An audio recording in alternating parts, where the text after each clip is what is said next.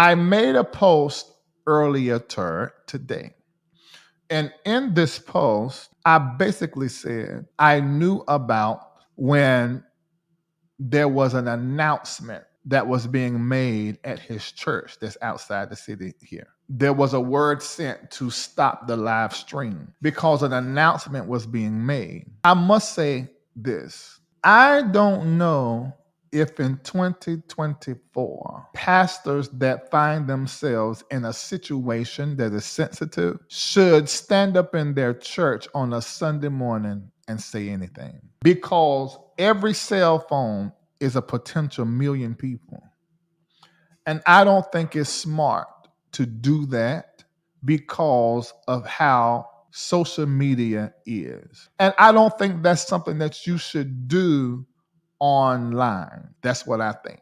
However, if you do, it's going to be on my show if I want to talk about it. I have access to that ministry and the leader. You guys saw him sit right here and we had a conversation. And although he has several things he teaches that are like totally opposite of what I teach, that don't matter to me. What matters to me is respect and kindness. And he did disrespect me and my mentor to the point that I checked him on it. I will not and did not let that situation bleed over into my commentary about him the next time he mentioned me during the Tiffany Montgomery, Ryan Lestrange, and Bryan Meadows thing about covering.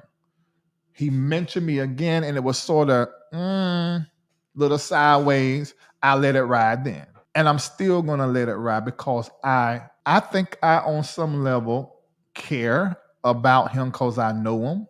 Even if I didn't know him, I would care. But being that I know him, I do care more than probably someone else would. And he just struck me as a guy who's, if he believes something, he thinks something, he's with it. He's going to go all the way. Remember, he was a Buddhist, and then he converted to Christianity. And he's one of those strong ones and quite religious, pretty critical and judgmental of others' beliefs and practices, if you ask me. And sometimes he does it in a disrespectful, condescending way. I mean, I probably do the same thing. But that don't make me hate him. That doesn't make me want to, oh my God, something done happened. Let me tell what I heard. Because I do know what happened.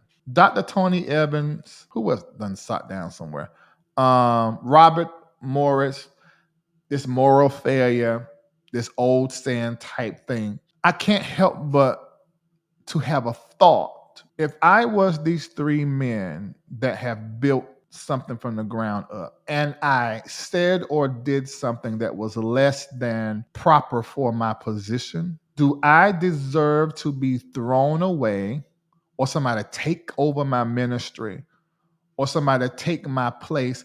I don't know if sitting everybody down that does wrong is right. I think it depends. I don't think taking time off in a sabbatical for every leader that does wrong is always right. It depends. Is that leader okay? Mentally, emotionally? Is his family okay? His wife, grandkids? What did he do? Was somebody harmed? Is this a pattern for him? Has he done this to a whole lot of different people? I think all of those things need to be talked about as it relates to Bryan Meadows. I just don't know because Bryan Meadows will not return my text. But I gave it some days before I posted it because I value relationship. Bryan strikes me as a person who wants to do right. Y'all come close. Let me talk. Let me talk. I feel like he's the kind of person that wants to do right and needs to do right.